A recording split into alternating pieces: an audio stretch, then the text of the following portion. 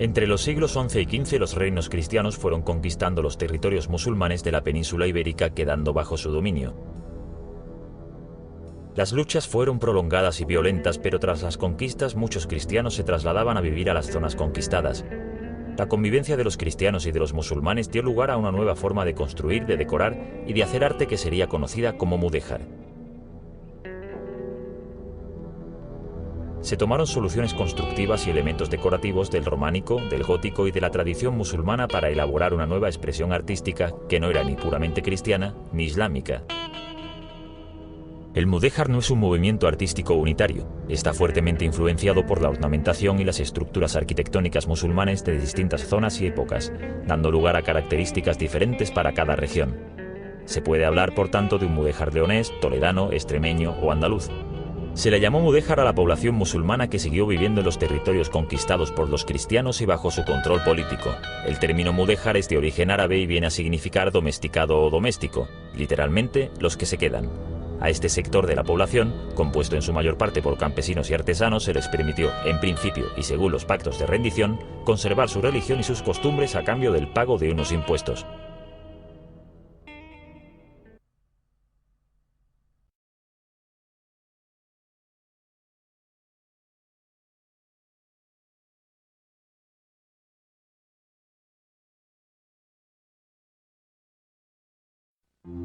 En los territorios recién conquistados por los cristianos se hacían necesarias nuevas construcciones o adaptar los edificios existentes a las nuevas funciones que se requerían. En este periodo se levantan tres tipos de edificios.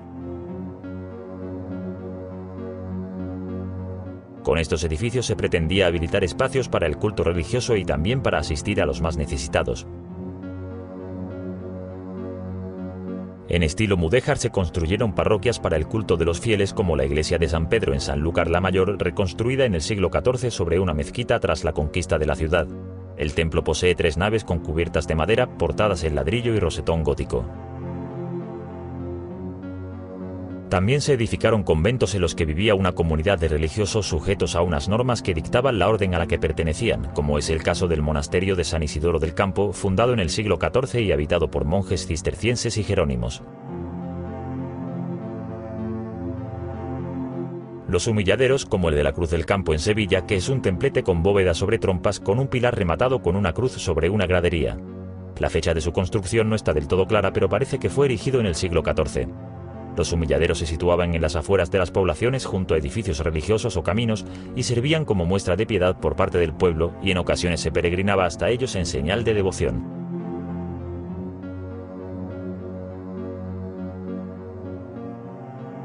Los hospitales, edificios con una finalidad asistencial y que poseían una estructura arquitectónica similar a un convento, como el actual de la Encarnación en Sevilla, que se fundó como Hospital de Santa Marta en el año 1385 por Fernán Martínez. Las ermitas, que poseían una estructura arquitectónica simple y se situaban en las afueras de las poblaciones. Las capillas, que son de dimensiones reducidas y de formas muy diversas, se encuentran en el interior de las poblaciones, como la de la Veracruz en Coria del Río.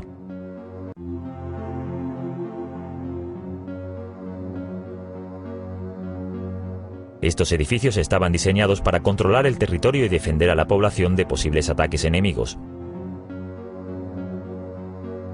Se levantaron castillos como el de la Luna en Mairena del Alcor, construido aprovechando una torre árabe preexistente tras la conquista cristiana. El castillo se levantó en 2 fases, la primera se inició a mediados del siglo XIV y la segunda en la siguiente centuria. Los castillos mudéjares corresponden a la banda morisca y a la banda gallega o portuguesa y estaban compuestos por una torre del homenaje y un recinto amurallado. Las torres almenaras, que poseen forma de prisma rectangular con 2 plantas y servían para complementar el sistema defensivo de los castillos. Esta torre, conocida como de los Herberos, está construida sobre una base de sillares y aparejo de ladrillos y sirvió para vigilar el tránsito de embarcaciones por el río Guadalquivir.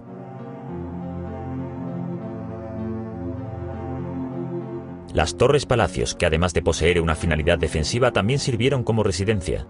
En la Algaba se conserva una de estas edificaciones conocida como la Torre de los Guzmanes, construida entre los años 1440 y 1446 en ladrillo, salvo la puerta y las ventanas que se realizaron en piedra.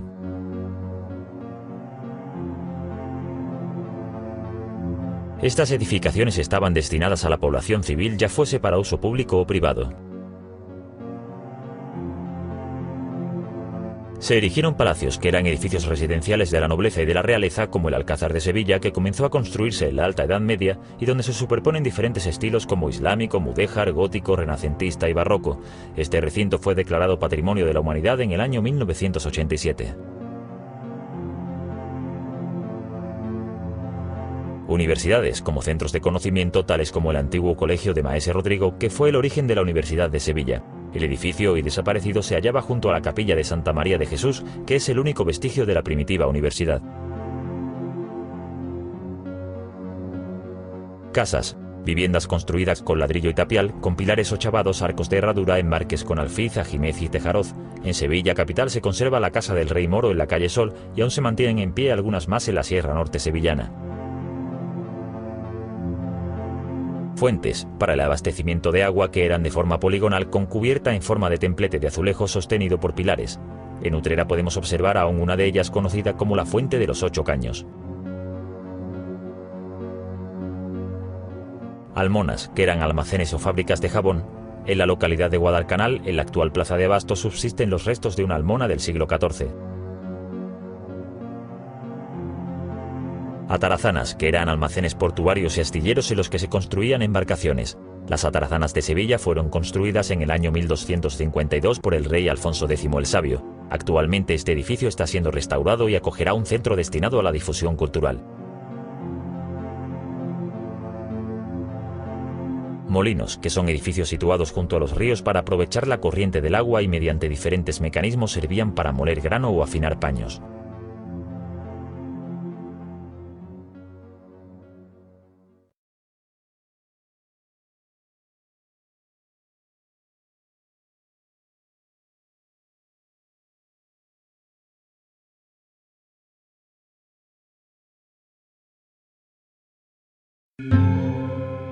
La arquitectura mudéjar conjuga características propias de la hispano-musulmana y de otros estilos hispanos. En la construcción se emplean materiales autóctonos, especialmente ladrillo y madera, sin que estos sean exclusivos ni excluyentes, puesto que también se utilizan la piedra, el tapial, el yeso, la cal y los azulejos. Los espacios son sencillos y polivalentes, en parte heredados de la tradición mediterránea clásica, y se organizan en torno a un patio, con plantas rectangulares o cuadradas. Según las necesidades, los edificios van sumando nuevos ámbitos en un desarrollo orgánico. Presenta gran eficacia técnica, pues es capaz de resolver toda clase de necesidades constructivas, funcionales, estéticas y tectónicas, desde una ermita hasta un castillo o un palacio. Algunos materiales constructivos son utilizados de una forma simbólica, como la cantería en portadas y presbiterios. Aunque con rasgos originales, el mudéjar sevillano posee elementos de contacto con el arte mudéjar del resto de España y con el arte nazarí, que además tiene en común el mismo sustrato, el arte almohade. El uso de unos materiales concretos como el ladrillo y la viga con unas medidas determinadas condicionan las proporciones generales del edificio, que se modulan más en función de la jerarquía que de la simetría. El carácter unitario del edificio mudéjar se obtiene gracias al perfecto engranaje y superposición de técnicas constructivas y decorativas muy diversas. Versatilidad de formas y tipos constructivos, condicionada por los usos y técnicas tradicionales de la comunidad mudéjar y por los métodos de trabajo de los gremios de alarifes, albañiles, canteros, azulejeros, carpinteros y yeseros, que puede resultar conservadora o tradicional. En la arquitectura mudéjar se empleaba todo tipo de materiales de construcción según el medio geográfico. Unos eran materiales tradicionales en el arte hispano-musulmán, como el yeso, la cal, el tapial y los azulejos, y otros como la piedra, más usada en los estilos cristianos. Especial significación tuvieron la madera y el ladrillo, que eran materiales fáciles de trabajar, con resultados eficaces, adaptados a las necesidades y más económicos que la piedra.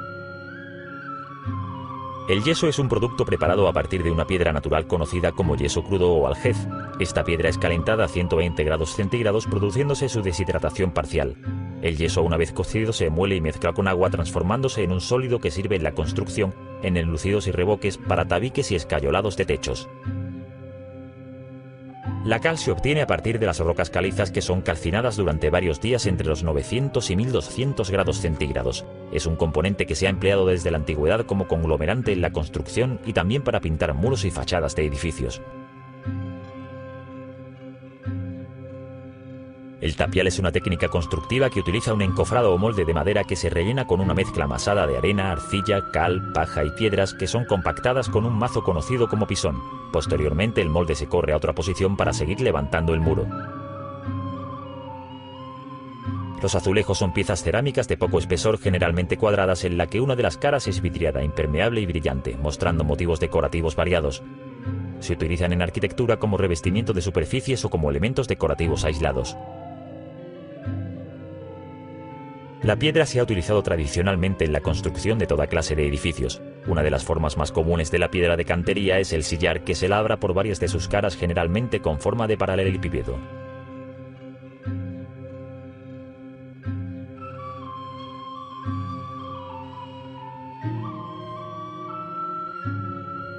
La madera se usó especialmente para la construcción de cubiertas y de soportes.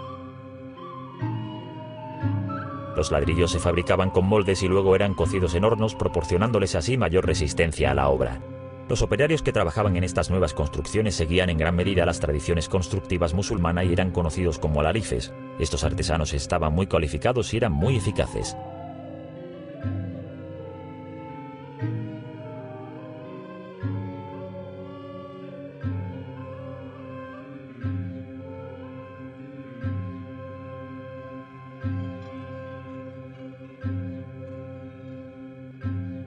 Los soportes se utilizan para sustentar tanto las cubiertas de los edificios como los arcos o los dinteles, así como las plantas altas. Los soportes más usuales empleados en las construcciones mudéjares son los pilares, que se labraban básicamente con ladrillo, aunque en algunos casos se use la piedra y tenían formas variadas. El primero tiene una sección rectangular con las esquinas ochavadas cortadas a 45 grados. Otros pilares poseen forma de cruz y por ello reciben el nombre de pilares cruciformes.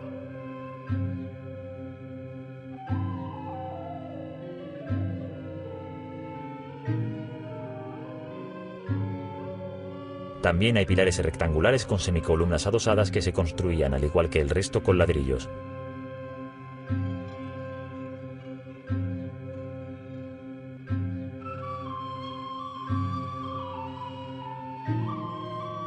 Cuando no era mucha la carga, en época avanzada y en sustitución de las columnas, se usaron pilares poligonales de sección octogonal.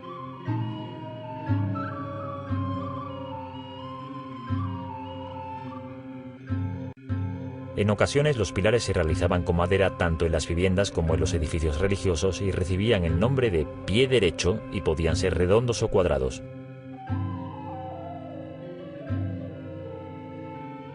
En el extremo superior de cada pilar se solían situar unas piezas de madera corta en posición horizontal a modo de capitel, conocidas como zapatas. Sobre ellas descansan las vigas que soportan los arcos, las plantas superiores de los edificios o las techumbres.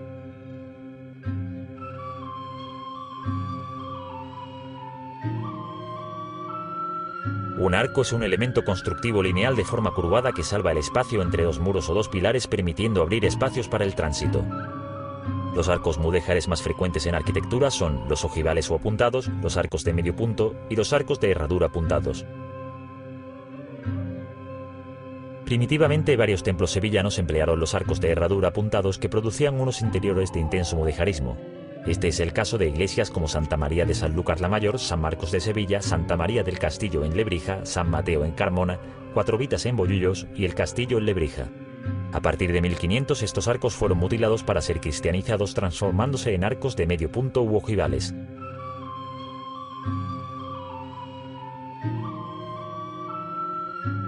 Los vanos son huecos abiertos en un muro para permitir la entrada de luz al interior de un edificio y también la circulación de personas.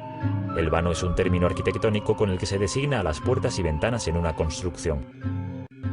Las ventanas mudéjares son estrechas y de ladrillo, pueden ser sencillas o dobles y en ese caso reciben el nombre de ajimez.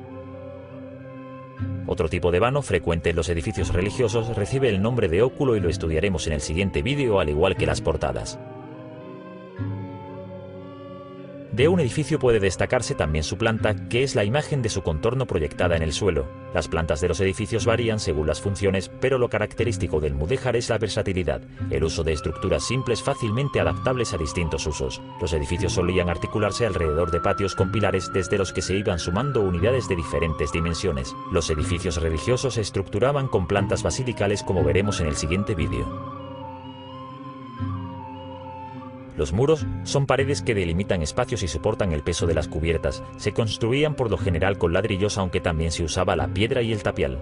La fábrica no se dejaba vista excepto cuando se usaban ladrillos decorativos agramilados, es decir, se recubría unas veces con una capa de revoco con la finalidad de protegerla y preparar el muro para recibir decoraciones pictóricas con diferentes motivos ornamentales o bien con yeserías.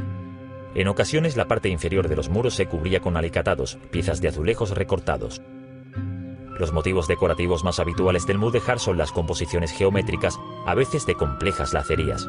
También se utilizaba la epigrafía, que son inscripciones árabes y en contadas ocasiones en latín. Y los atauriques, que son composiciones a base de motivos florales y vegetales. Puntualmente se incorporaban elementos ajenos a la tradición islámica como motivos heráldicos, animales o figuras humanas, estas últimas conformando incluso escenas. Las cubiertas están compuestas por todos aquellos elementos constructivos que protegen a un edificio por su parte superior, evitando de este modo que penetren el sol, el viento o la lluvia. Algunas de las cubiertas en los edificios mudéjares se construían de la siguiente manera. Entre dos muros se situaban a intervalos regulares unas vigas maestras llamadas jácenas. Sobre ellas se apoyaban otras vigas de menor tamaño y en sentido perpendicular denominadas jaldetas. Por encima de este entramado de vigas se colocaban tablones de madera como remate a la obra. Esta estructura plana realizada en madera se conoce con el nombre de alfarje.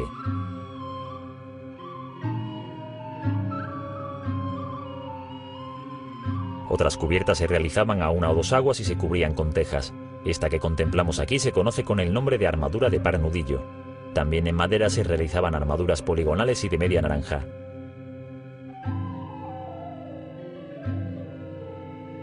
Pero no todas las cubiertas se realizaban en madera. En ocasiones se realizaban en obra y podían ser bóvedas de medio cañón, de aristas poligonales o incluso bóvedas de crucería.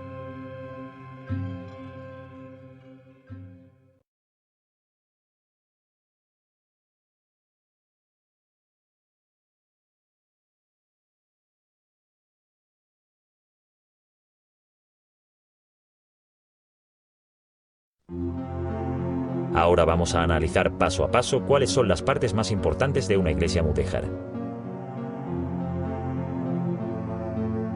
En el exterior de estos edificios podemos distinguir las fachadas, las cubiertas y la torre.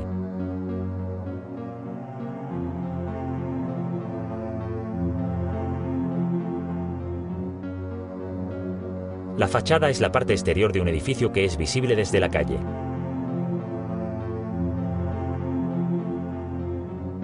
La fachada es uno de los elementos más importantes de una iglesia y en ella destacan los óculos y las portadas.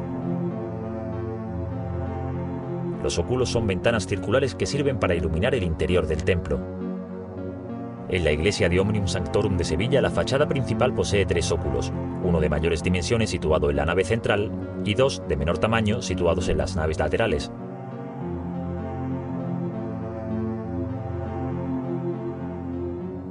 En el conjunto de la fachada, la portada es objeto de especial cuidado arquitectónico, situándose normalmente la portada principal a los pies del edificio. Estas portadas suelen realizarse en piedra y están adelantadas respecto a la fachada, sobresaliendo de ella. Las portadas están compuestas por una serie de arcos concéntricos que reciben el nombre de arquivoltas, que se sitúan de modo que van disminuyendo de tamaño a medida que están más próximas a la puerta. Esta disposición se conoce como portada abocinada.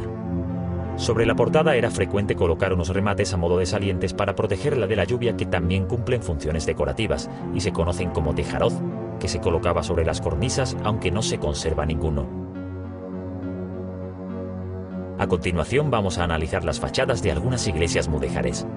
En la fachada principal de la iglesia de San Marcos en Sevilla observamos que los muros están realizados en ladrillo, piedra y tapial. En el centro de la fachada se sitúa un único óculo central. La portada abocinada sobresale en la fachada. Y sobre las arquivoltas se colocan figuras del Padre Eterno, de San Gabriel y de la Virgen. Estas figuras fueron colocadas en el siglo XVIII sustituyendo a otras más antiguas. Sobre el arco se dispone un friso decorativo de arcos y motivos de sebca. Y rematando todo el conjunto de la portada se encuentra la cornisa sustentada con prótomos de leones y sobre ella estaría el tejaroz. La composición de la fachada de la iglesia de Santa Marina en Sevilla es similar, posee tres óculos. La portada abocinada sobresale del muro de fachada y posee 5 figuras: Cristo entronizado en la clave, la Virgen y Santa Marina a la izquierda y Santa Catalina y Santa Bárbara a la derecha. Por encima está la cornisa con prótomos de león con canes. Estos son los elementos básicos de una fachada, aunque cada iglesia podía presentar componentes diversos que las diferenciaban entre sí.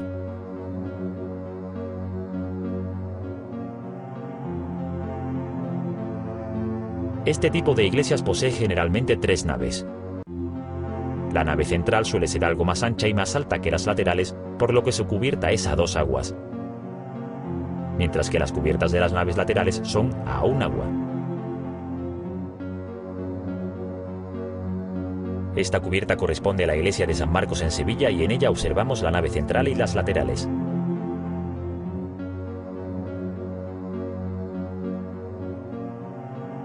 Las torres de las iglesias mudéjares servían para alojar las campanas y en algunas ocasiones se construyeron aprovechando los alminares ya existentes de las mezquitas. Estas torres poseen un cuerpo principal denominado caña y sobre él pueden situarse uno o varios cuerpos de campanas.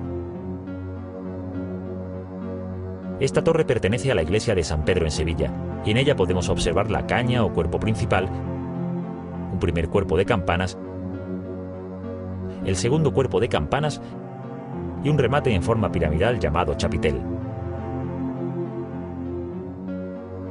La tipología de las torres mudéjares es variada y pueden ser torres exentas, son aquellas torres que se construyen separadas del cuerpo de la iglesia. Podemos encontrarlas en Azalcázar, en la iglesia de San Pablo, y en Sanlúcar la Mayor en las iglesias de San Pedro y Santa María. Las torres fachadas. Estas torres se sitúan en la fachada principal de la iglesia y se accede al interior del edificio a través de ellas, como las parroquias de Alanís, Guadalcanal o San Felipe de Carmona. Las torres con machón central, antiguos alminares como las del Salvador o Santa Catalina.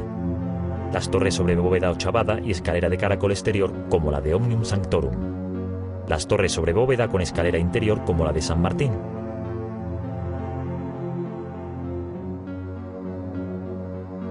En el extremo de la nave central de las iglesias se encuentra la cabecera, generalmente de planta poligonal. Algunos edificios presentan 3 cabeceras, una para cada nave, siendo la central de mayores dimensiones que las laterales. En el exterior se sitúan los contrafuertes, que son pilares adosados a los muros para proporcionarle mayor resistencia a la construcción. Los vanos son estrechos para evitar debilitar la estructura del edificio y poder iluminar el presbiterio, donde se sitúa el altar mayor, que se cubre con bóveda de crucería. En algunos casos las cabeceras se cubrieron con bóvedas semiesféricas o con armaduras.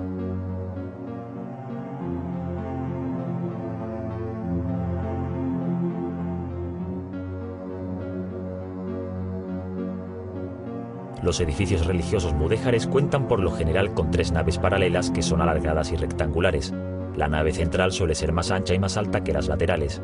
En la cabecera se sitúan los ábsides, siendo el central también de mayores dimensiones que los laterales. Las naves se separan por arcadas sustentadas con pilares y en este caso con arcos apuntados. Pero también se empleaban arcos de herradura apuntada, que recuerdan a las mezquitas almohades, o también arcos de medio punto. Existen diferentes tipologías de plantas en las iglesias mudéjares que varían en función de la forma y el número de sus naves y cabeceras.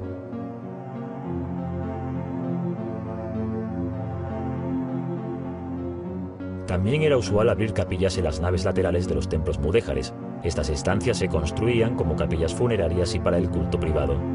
Estas capillas son, generalmente, de planta cuadrada y están cubiertas con bóvedas sobre trompas, que son elementos constructivos que se disponen en los ángulos para transformar una planta cuadrada en poligonal.